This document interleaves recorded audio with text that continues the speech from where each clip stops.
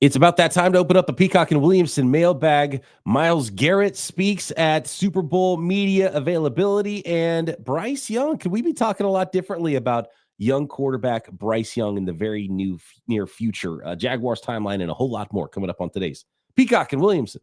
NFL analyst Brian Peacock and former NFL scout Matt Williamson bring you expert NFL analysis every day in less than 30 minutes. Get an inside look at the NFL on the field and in the front office with elite breakdowns to next-level analysis and in-depth information only for the real NFL fans. This is Peacock and Williamson, and it starts now.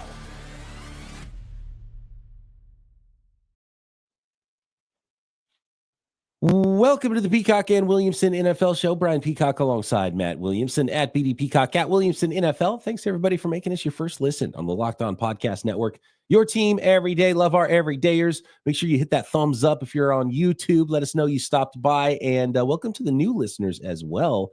Make sure you hit subscribe on YouTube or wherever you are listening to this podcast so you can hang out with us as we break down the NFL every single day here, off season, postseason, which is nearly coming to an end, and of course, draft season, which is the next big event on the horizon. Today's episode of Peacock and Williamson is brought to you by Prize Picks. Go to prizepicks.com/LockedOnNFL and use code all lowercase LockedOnNFL to win $50 instantly when you play $5. So Myles Garrett was on Radio Row.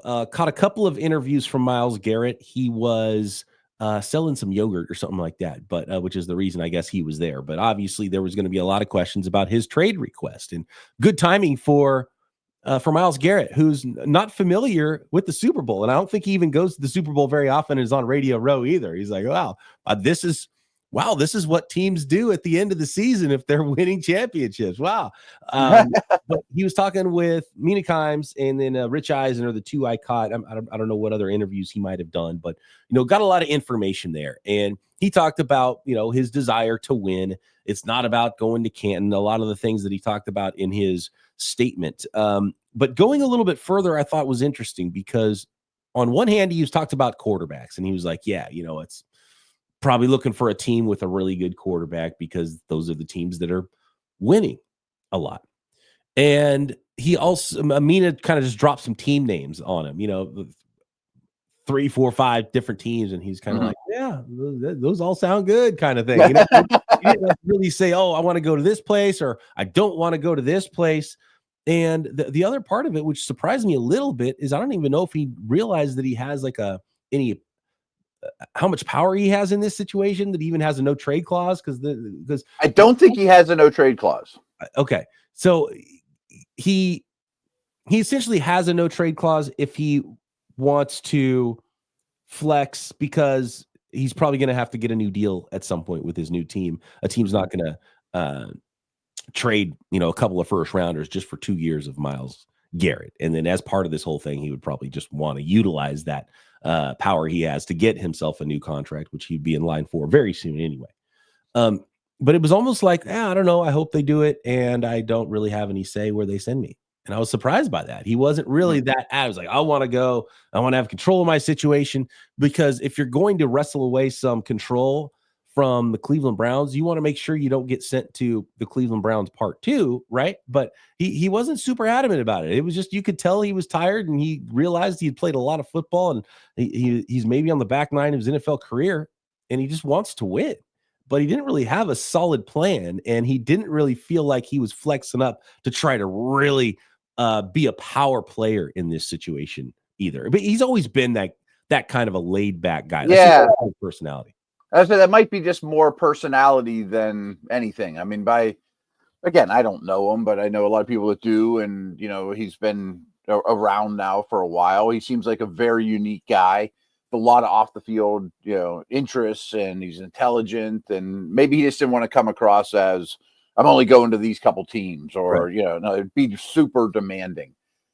But man, this situation, the numbers of it all are insane to me. Like, I did a deeper dive. We didn't really talk salary cap stuff or Browns ramifications if you trade this guy. And I'm not a capologist, but just on the surface, right now, the Browns are $34 million above the cap. Only the Saints are worse. So they have the second worst cap situation as it stands right this minute. Okay, we kind of knew that. If they trade Myles Garrett under how his current deal works, they add another $36 million of dead cap money, thus making them $60 million over the cap.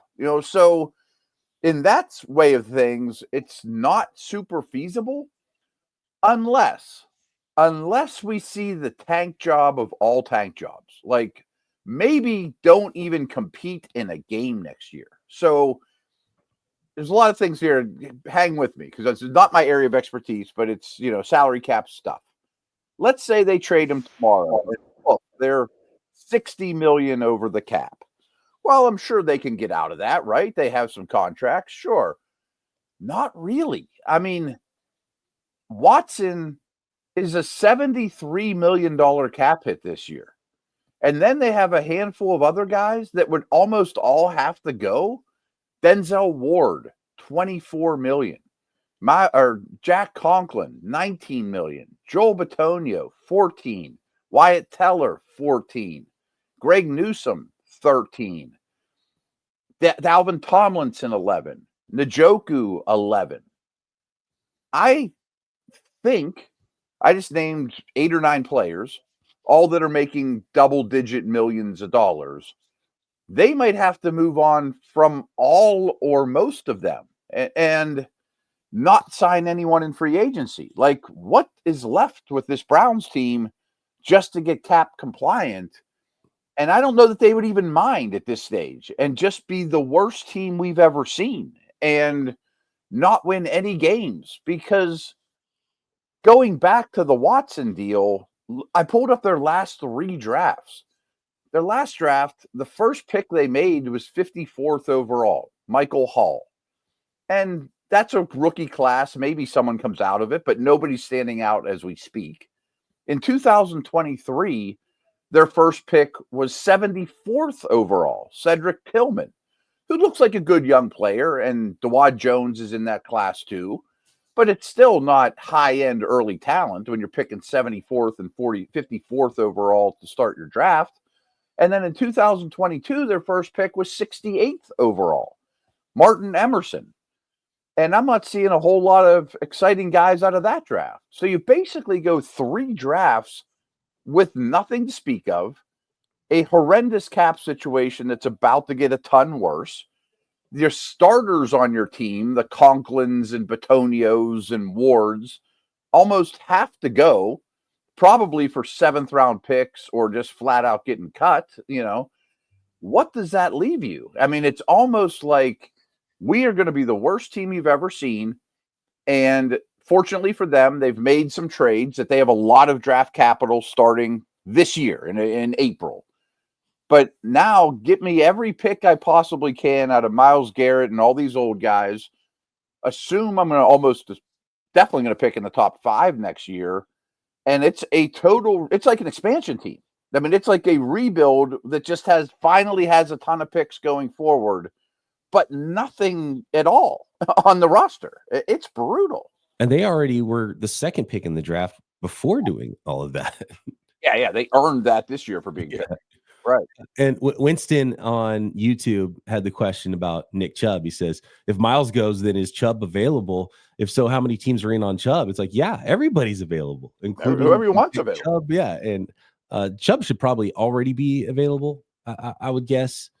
And he should have an opportunity to be like a little sprinkle. I always talk about the cake, if you've already got the cake built, maybe you got some icing, and then Chubb can be like a little sprinkle on top of it. If you do need a little help at running back, I don't know how much he has left, but obviously he's a bigger name at this point than what his broken down body might be as a full-time running back in the NFL. But and this is where I think things could get ugly, Matt, because unless they want to tear the whole thing down, the Cleveland Browns might have to play hardball with Myles Garrett and just say no. And that's kind of privately what they've already told him. And that's why he went public with this thing.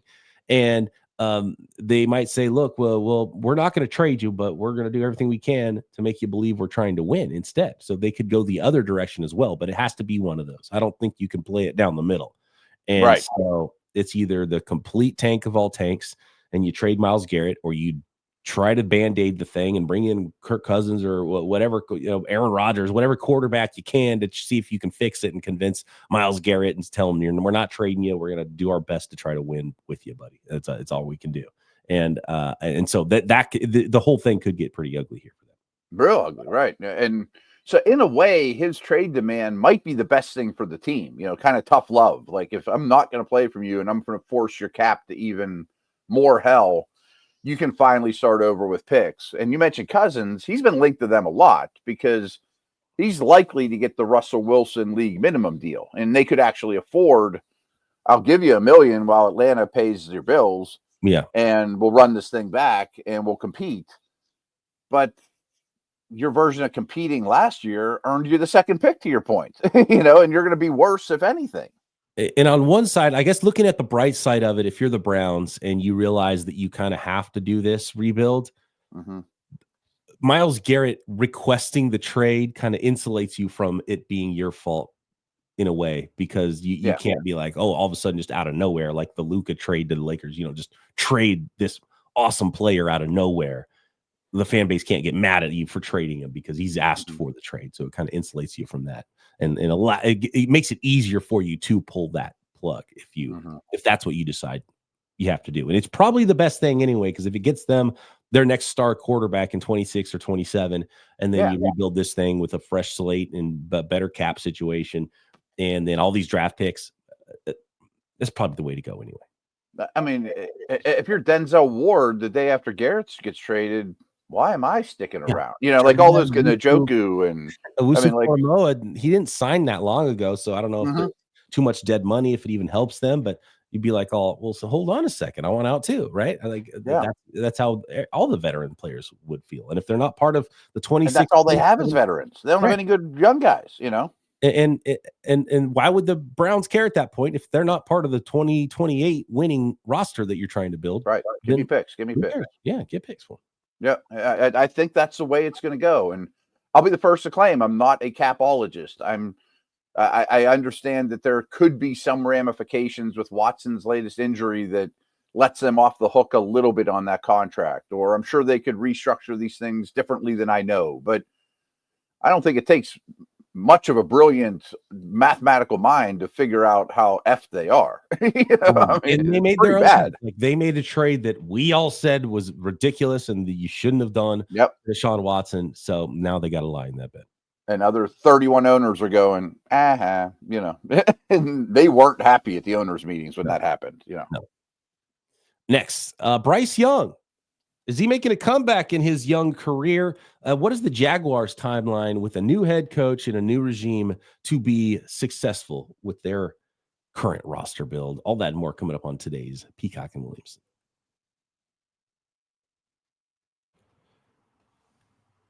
Today's episode of Peacock and Williamson brought to you by FanDuel, America's #1 sports book. Super Bowl 59 is here. One game, two teams, endless possibilities, and there's no better way to make every play more exciting than with FanDuel Sportsbook. Whether it's predicting the first touchdown, calling the MVP, or betting on the coin toss, FanDuel makes it easy to get in on the action. Live betting all game long. You can adjust your bets as the game unfolds and feel the thrill from kickoff to the final whistle.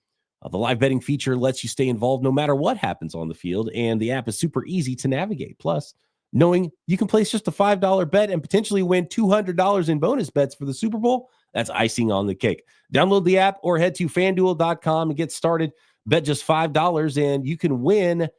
If you win on that first $5 bet, you can score $200 extra in bonus bets. That's FanDuel.com. Bet with FanDuel, official partner of Super Bowl 59.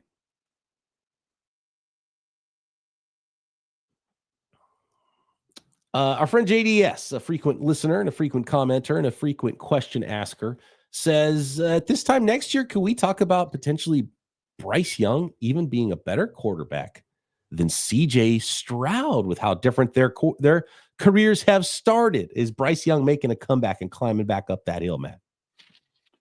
I thought this was really interesting for a couple reasons. Is, in a way, I don't think this is a crazy question. I mean, I prefer Stroud. We'll get that out of the way, but I'll get here in a minute. That, in a way, it's a word of warning to Jaden Daniels and Commanders fans. And, could we have the same conversation a year from now? Is it crazy to think Caleb Williams or Bo Nix is better than Daniels now if he has a terrible sophomore year, which they could have? The growth is not linear in these quarterbacks in particular. I'm going to stick with Young for a minute. I didn't like him coming out of school because he's little. I didn't adore either one of these guys, but I clearly like Stroud better. And I'm shocked. I think Young is now an NFL quarterback, and what he's done and with that new coach and the interior O-line and decent weapons and guys like Chuba Hubbard and Brooks in the backfield are helpful, and the offense doesn't need much. I mean, I think he's pretty close to being over the hump of this is going to be a good player. And I'm shocked we got there that quick. I mean, all the credit in the world to those guys I mentioned, but of course, more so Bryce Young.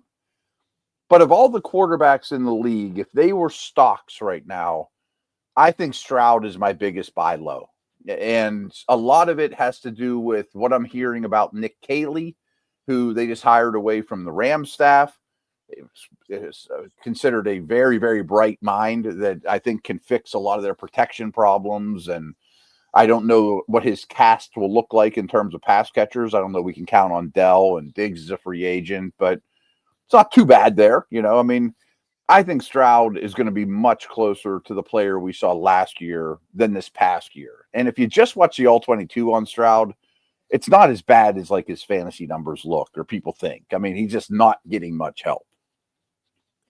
And by the way, if Cooper Kupp gets cut rather than traded, that'd probably make it a little bit easier. Maybe Caley reuniting with Cooper Kupp and being a weapon there for CJ Stroud. And it would be going way too far to predict that Bryce Young is going to be a better quarterback than CJ Stroud ever in his NFL career. And I certainly wouldn't go down that road, but it's a good lesson because, sophomore slumps happen. The development path is not linear for young quarterbacks. Bryce Young was in an awful situation, and as his situation gets better and he gets older throughout his career, he will get better, and it shouldn't shock anybody.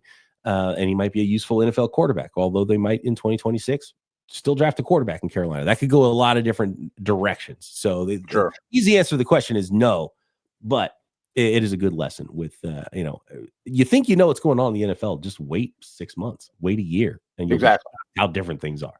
That's why we have a podcast every day, because things change so fast. If it was boring and, we know what these guys are, we wouldn't have much to talk about, I'm glad you mentioned Kupp, because we started the week talking Garrett, Kupp. Those were the news of the week, of course. And we talked about Vegas odds.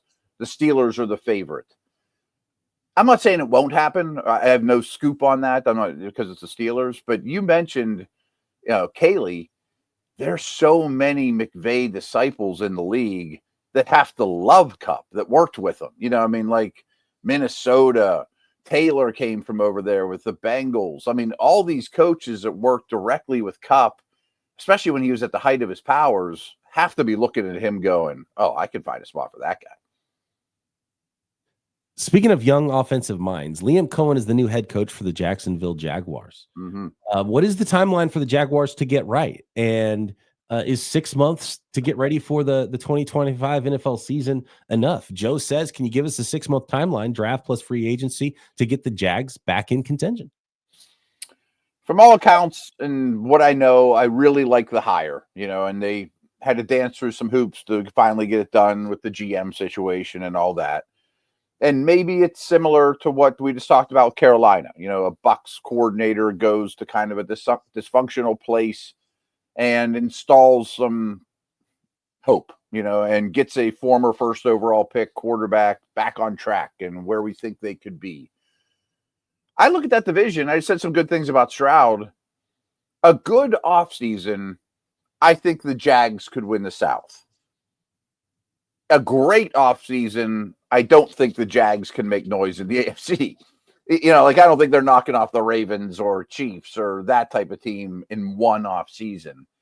But when they introduced him as the head coach, he was on the podium and really stressed he wants to build at the line of scrimmage. That's what I want to hear if I'm a Jags fan. Not we need to get one more weapon for Lawrence. I think much like the Bucs did with Graham Barton and things like that, they're going to establish an offensive line, a running game, you already have Thomas and Ingram and Kirk still floating around. He may or may not get cut. Or I could even see the Michigan defensive tackle that we, as their first pick and then spend a lot of money on O-line. And then all of a sudden it's like, okay, we have an infrastructure here. We have a floor. Lawrence is asked to be Superman all the time. And maybe 2 years from now, we're talking about him like, oh, I remember what kind of prospect he was at Clemson. So it's fascinating to me because the Jaguars should already be better than they are. Exactly. And you should be able to turn it around extremely quickly, unless Trevor Lawrence just isn't that guy. Maybe he isn't. And maybe he's the coach killer. And we find out Liam Cohen's the next on his list, right? And then he was never the guy. But if he doesn't work hard, maybe he's not smart. I'm just making stuff up, but who knows? Whatever it is that's a limiting factor for him, it's just, he doesn't have it. And he's just a whatever NFL quarterback. If he's the guy, then at some point, like it's got to turn around. It's got to turn around quickly. And they should be in contention next year without having to do all that much. But man, you add Mason Graham next to Eric Armstead and Trayvon Walker and Josh Hines Allen, right? Yeah. And that's a nasty front seven that you're building there. And a star quarterback in that front seven, they've got some other talent on their defense as well. Like that should be plenty to be cover's not bare in that division, right? A couple pieces on offense and you're rolling and you're developing a better scheme on offense and everyone should play up because of the new head coach, offensive minded head coach. You should absolutely be in contention. It shouldn't even be that hard what you do the next 6 months, right? It should be the natural. The 500 shouldn't be that big of a task for this team. Right. You should be able to compete. We should be talking about them competing for the division versus the Texans in December. Period. No matter what you do in the next 6 months. Yeah. I mean, unless the Texans all of a sudden look like a 14-win team and they're a juggernaut that we didn't expect, right. If they take that other, clean shot back forward again with CJ Stroud, which is entirely possible. But then you're still talking about a playoff team in Jacksonville. Like there's no reason they shouldn't be a playoff team if Trevor Lawrence is that dude. But maybe he's not, and he's just a coach killer. We'll find that out very quickly. Yeah, I think we will figure it out really quickly. And maybe I'd even structure it like this. Like there's no excuse for yet again picking at the top of the draft next year. No. You shouldn't be that team anymore. I mean, you need to be picking at later than 10 at least. All these years that they're picking 2, 5, 3, come on. You should be better than that. Next, we got a question about Super Bowl kickoff times and what it's like on the East Coast versus the West Coast. And should the NFL ban quarterback slides? All that and more coming up next. This episode of Peacock and Williamson, sponsored by BetterHelp. What do you want your 2025 story to be? Every January brings a new chapter, 365 blank pages waiting for you to fill. If there's a part of your life you want to rewrite or a plot twist you've been craving, why wait? Life isn't about fleeting resolutions. It's about taking control and becoming the author of your own story. Think of therapy as your personal editor, helping you craft the life you deserve, the story you want. It's not just for crisis situations. Therapy can help you develop healthier coping strategies, improve your relationships, your career, and empower you to be the best version of yourself, whether you're facing a challenge or just looking for personal growth. Therapy is a powerful tool to help guide your journey, whether it's learning how to set boundaries or tackling stress in new ways. Therapy can help you develop skills for a better tomorrow. Even if you've never tried therapy, the benefits are clear. Finding someone to talk to and gaining fresh perspectives can make all the difference in how you navigate life's ups and downs. Write your story with BetterHelp. Visit BetterHelp.com/lockedon today. Get 10% off your first month. That's BetterHelp, HELP.com/lockedon.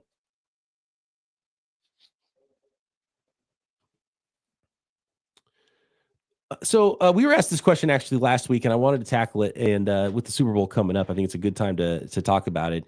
I was asked what it's like on the West Coast for a 3:30 kickoff for the Super Bowl. But I have the same question for you, Matt. What's it like for the later kickoffs for these primetime games? And this is even a later primetime game kickoff, right, with the Super Bowl. So for me, a 3:30 kickoff is nice for a Super Bowl just because it's in the middle of the day.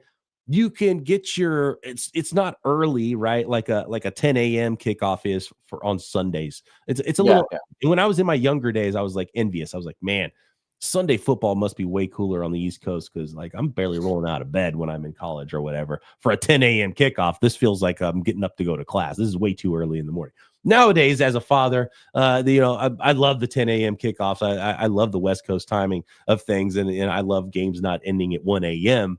For some night games and later games and baseball games that start at 7 p.m. first pitch and those types of things. But for the Super Bowl, it's in the middle of the day, so it's awesome because you can have all the time you need to get your Super Bowl party ready if you're going to do a party thing. For me these days with the Super Bowl, it's work, and then I'm paying attention and I'm not doing Super Bowl parties. I'm not going to other people's parties. I'm not really inviting people over very much. I need to concentrate on the game, and I need to talk about the game usually right after.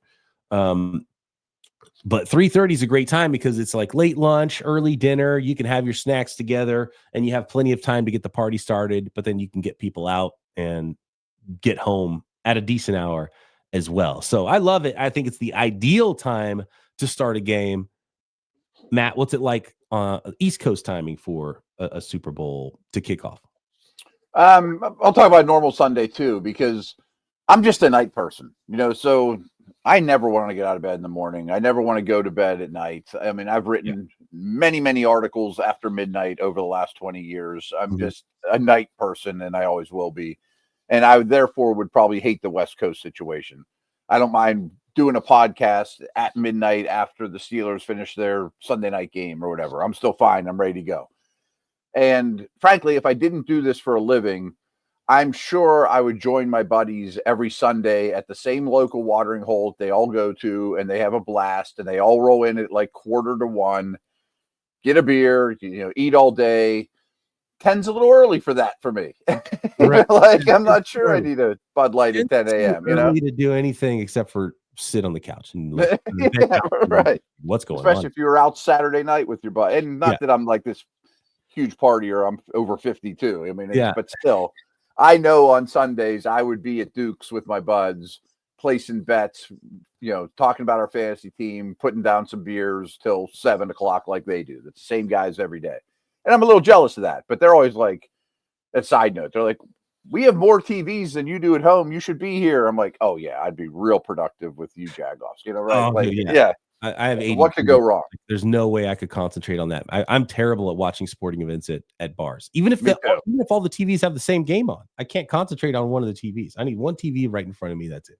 I think we've talked about this too. Yeah. Like when there's every game on, I feel like I'm watching none of them. And it's really hard for me. My brain just doesn't work that way. But anyway, I would definitely be there if I wasn't getting paid to do this. Now that I am getting paid there, if I were with them, I wouldn't be getting paid much longer because I would be a disaster. 3:30 sounds great though.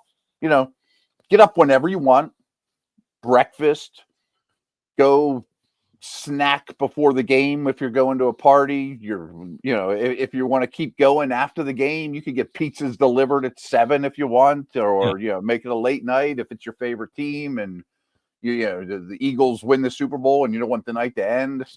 Great. I mean, 3:30 sounds phenomenal to me. I got no problem with 6:30. I mean, it's not much different than every Sunday, Thursday, and Monday night of my life during the season anyways, just a little earlier, and plus the game lasts a little longer, long halftime show, longer commercials, So that really doesn't change my life either way. By the way, I'm one of the biggest reasons I'm out on Super Bowl parties is that it takes away from the game because, first of all, if you come over and you're watching the Super Bowl at my house and you tell me to be quiet during the commercials, you got to go. You got to leave. Yeah. I don't care about the commercials. They're dumb as hell.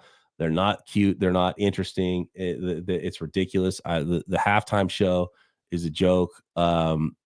It's like if you actually care about the artist, actually go to their real concert. It'll be 10 times better, I promise you, than whatever this crap is at the Super Bowl with or watch them on YouTube. And it's like it's a joke, right? Yeah. And so all the extra stuff around the Super Bowl I can't stand because I want it. it's about the football for me. And so I don't want to go to a party where anything else is featured other than the football.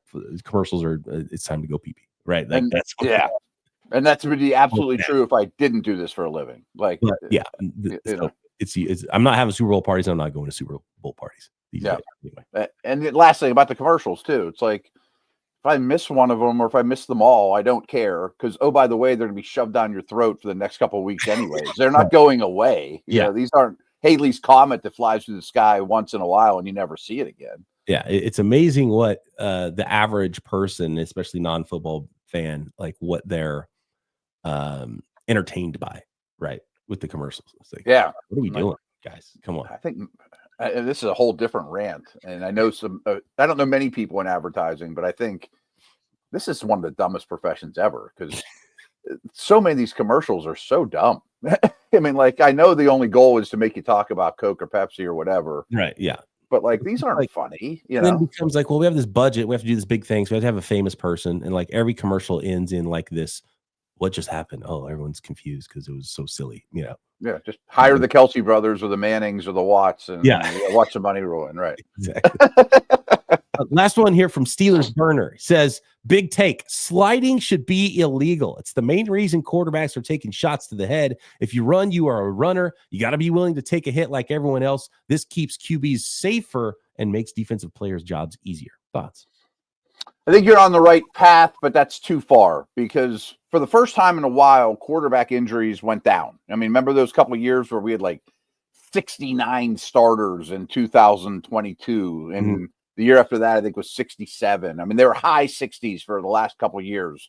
Well, this year it went down, and I'm not sure sliding is a reason why, but that's basically all the league cares about is we can't have 10 of the 32 starting quarterbacks on IR all year. Yeah. Now, I will say, and this is a lot of the refs take care of Mahomes and blah, blah, blah, blah, and I'm tired of that narrative too, and I really hope we don't talk about that on Monday. That's one of my only hopes of the Super Bowl. Is I do think the competition committee needs to create a penalty, call it unsportsmanlike conduct if you want, for when a quarterback baits a tackler, slows up at the sideline, and then takes 3 more steps. Like Lamar Jackson does that all the time, or kind of slows up in the middle of the field like I'm going to slide, and everyone has to freeze. The worst example ever is the Kenny Pickett, bowl game where he just flat out fake slides and takes it to the house. Like. That should be a 15-yard penalty. Right. And I would say sliding is good, but you have to slide so early that you couldn't even possibly get hit. Yeah. Right. You got to start not at the contact point. Right. And so that's and that would be the easiest way because then quarterbacks are going to get hit more. So if you want to be protected, you got to get down before you even have any danger of getting hit. So I don't want any tackler hesitating. Right. Yep. And that's on the ball carrier, the quarterback, to me. It's on you to protect yourself. It's not on anybody else to protect you. We're giving you this privilege. Don't take advantage of it. Protect yourself with close it. And you get hit, then you get hit. Get down earlier if you want to be protected. Yeah. Thanks, everybody, for all your questions. Appreciate them. We'll get back to this after Super Bowl 59. Tomorrow, we will break down the Super Bowl, make our official predictions, and take a look at some props as well. And, of course, the injury reports, which look like they're affecting a lot more than the other. But, after a couple weeks, relatively healthy Super Bowl, it looks like, in Super Bowl 59. That's tomorrow right here. Peacock and Williamson.